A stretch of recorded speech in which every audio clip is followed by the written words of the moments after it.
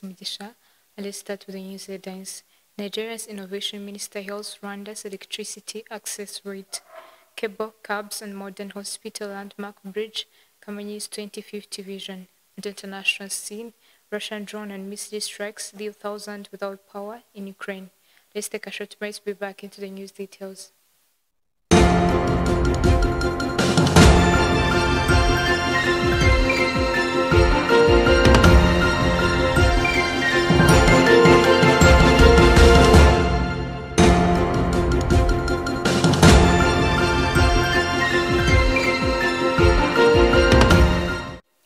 Welcome back into the news details, and let's start our news in Rwanda, where this Wednesday in Rwamagana district in the Eastern Province, a new center they called Rwamagana Social Integration Center is being inaugurated.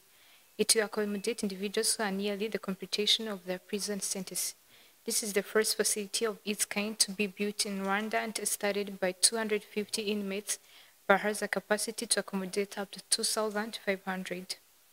Turning to our next story, Wednesday, September 3rd, 2025, Nigeria's Innovation Minister Uchnanji lauded Rwanda's impressive progress on electrification during bilateral meeting with his Rwandan counterparts. He acknowledged Rwanda's remarkable electricity access as both inspiring and exemplary. The minister highlighted how Rwanda's dramatic transformation from a country within minimal access to today's high levels of nationwide electricity connectivity serve as a powerful model for African peers, especially those facing persistent energy access challenges. Naji expressed optimism that Nigeria could draw valuable insights from Rwanda's strategies and experiences to accelerate its own energy sector reforms. While Nigeria continues grappling with widespread energy deficit, the Nigerian minister believes that adopting approaches such as Rwanda's rural electrification programs could unlock new pathways toward broader sustainable access for all. Now let's turn our focus to this story for travelers coming from Nyaruguru or Karongi.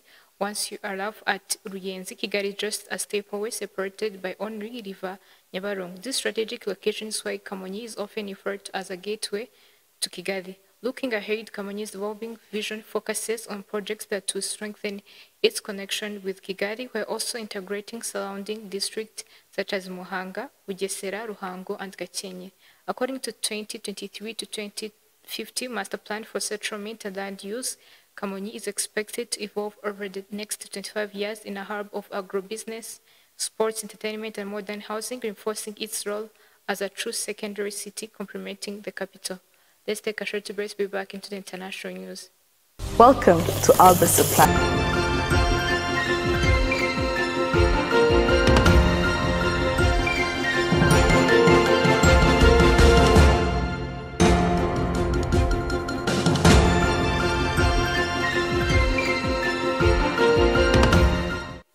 Moving beyond our borders, Russian forces lost more than 500 drones and missiles at Ukraine in large-scale attack that mainly target the west of the country and caused the power outage, as Ukrainian officials said Wednesday.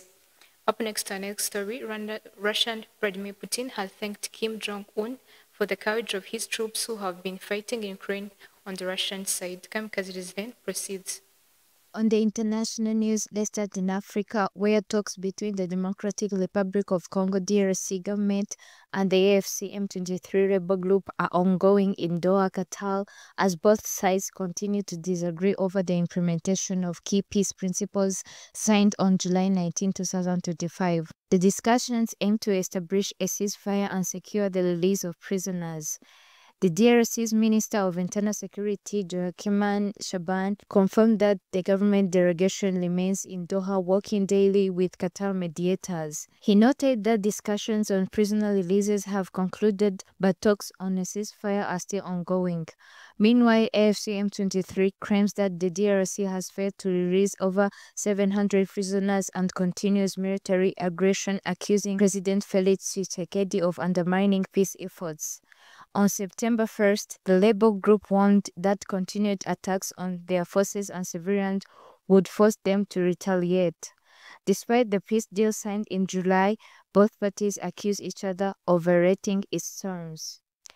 Turning to our next story, Russian President Vladimir Putin has thanked North Korean leader Kim Jong-un for the bravery of North Korean troops fighting alongside Russian forces in Ukraine.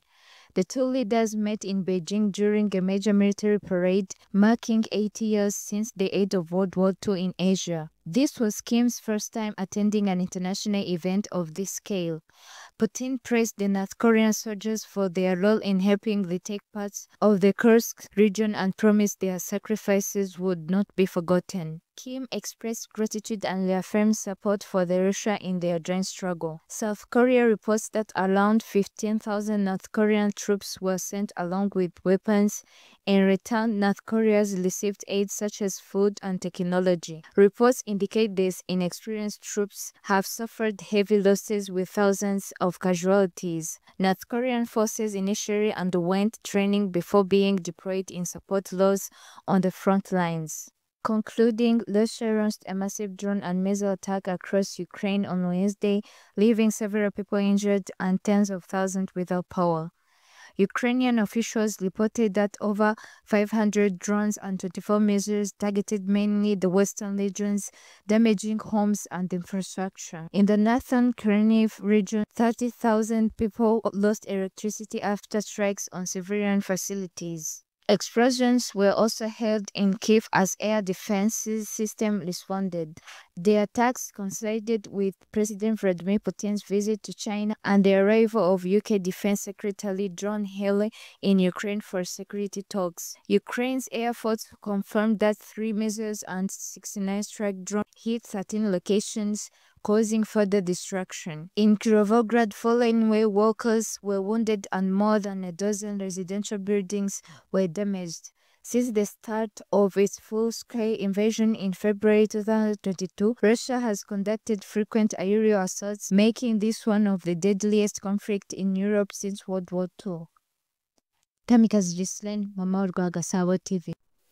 As we come to the end of the news edition today, let's go back with the news headings. Nigeria's innovation minister hails Rwanda's electricity access rate. Cable cabs, modern hospitals, and landmark bridge Kamonyi'S 2050 vision. On the international scene, Russian drone and missile strike leave thousands without power in Ukraine. Thanks for having me. Stay tuned.